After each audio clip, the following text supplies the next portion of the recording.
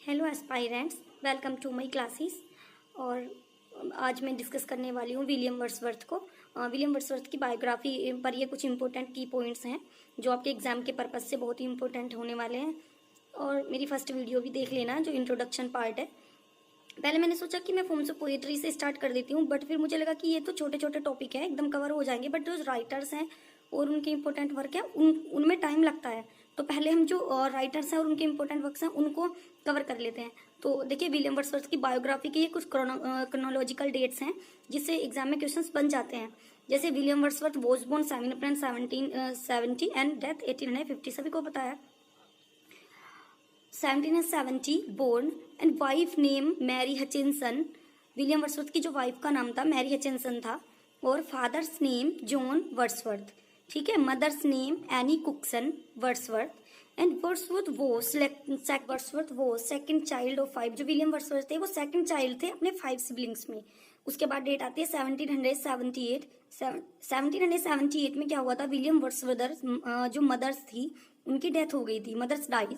William goes to Hawkshead grammar school. देखिए, इस दिन क्या हुआ था, एक तो वर्ड्सवर्थ की मदर की डेथ हो गई थी, और दूसरा विलियम वर्ड्सवर्थ को कहाँ भेजा गया, हुक्सीड ग्रामर स्कूल में भेज दिया गया। उसके बाद डेट आती है 1783। 1783 को विलियम वर्ड्सवर्थ के फादर की भी डेथ हो जाती है। और 1887 को goes up to ST John's college Cambridge university.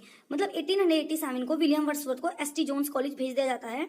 और ये जो कैम्ब्रिज यूनिवर्सिटी है ये बहुत ही इंपॉर्टेंट रही है इनकी लाइफ में। इन्होंने अपना एक वर्क लिखा है, उसमें इन्होंने कैम्ब्रिज यूनिवर्सिटी को के ही ऊपर ज्यादा, उसमें पार्ट्स काफी सारे कैम्ब्रिज यूनिवर्सिटी के ऊपर ही हैं। तो ये इंपॉर्टेंट डेट्स हैं और ये की पॉइंट्स हैं, आपके एग्जाम में बहुत हेल्प करेंगे। ये आप नोट डाउन कर लेना अपने नोटबुक में। At the university he composed some poetry which appeared as an evening book. देखो, जब वो यूनिवर्सिटी में थे तो उन्होंने कुछ पोएट्री कंपोज की थी, और जो हमें कहाँ देखने को मिलती है, एन इवनिंग वॉक। ये क्वेश्चन आता है, कितनी बार पूछा गया है क्वेश्चन। एन इवनिंग वॉक में देखने को मिलती है इन 1793 एज डेस्क्रिप्टिव स्केचेस, ठीक है। मतलब एन इवनिंग वॉक में तो ये अपीयर्ड हुई थी, लेकिन ये पब्लिश हुई थी 1793 में एज ए डेस्क्रिप्टिव स्केचेस में। उसके बाद नेक्स्ट डेट आती है 1790, walking tour of France, Switzerland and Germany and evening walk.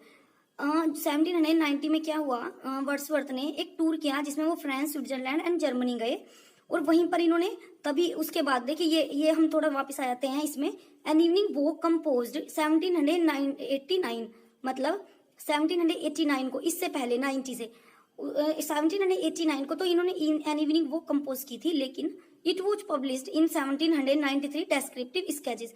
लेकिन पब्लिश कब हुई थी, 1793 को डेस्क्रिप्टिव स्केचेस में पब्लिश हुई थी। उसके बाद डेट आती है 1791 में फ्रांस में ये he meets and has affair with Annette Vallon. मतलब 1791 में फ्रांस में ये किससे मिले, एनिटी वॉलन नाम की एक लेडी से मिले, और वहां पर इन्हें उनसे इनका अफेयर हो गया, इन्हें उससे प्यार हो गया।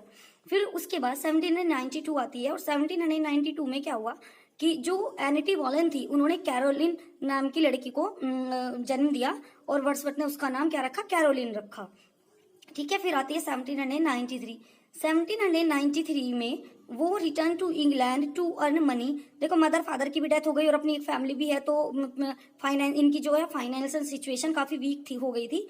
तो इन्होंने क्या सोचा कि 1793 में ये इंग्लैंड को रिटर्न हो गई, और इन्होंने कुछ पैसे कमाने की सोची, टू अर्न मनी, पैसे कमाने के लिए इंग्लैंड को रिटर्न हो गए। But because of Anglo French war he did not return to France. लेकिन 1793 में क्या हो रहा था कि उस टाइम पे एंग्लो फ्रेंच वॉर चल रही थी, और जिसकी वजह से he did not return to France, वो फ्रांस नहीं लौट पाए। उसके बाद हमारी सबसे इंपॉर्टेंट डेट आती है 1798। 1798 में lyrical ballads was published with the collaboration of college. 1798 में क्या हुआ था, जो विलियम वर्ड्सवर्थ है उन्होंने कॉलेज के साथ मिलकर लिरिकल बैलेट्स को पब्लिश किया था। बट 1800 में lyrical ballads revised preface added. लेकिन 1800 में जब लिरिकल बैलेट्स को रिवाइज किया गया और इसमें प्रीफेस एडिट कर दिया गया, ठीक है। इसमें फर्स्ट लिरिकल बैलेट्स में फर्स्ट वर्क, लास्ट वर्क में ये सब आपको आगे पढ़ाऊंगी। अभी ये सिर्फ इनकी क्रोनोलॉजिकल डेट्स थी, मैं सिर्फ 4-5 मिनट की वीडियो ही डालूंगी छोटी छोटी। सिर्फ मेरा पर्पस यहाँ पर है आपकी कि कुछ की पॉइंट्स आपको मिल जाए।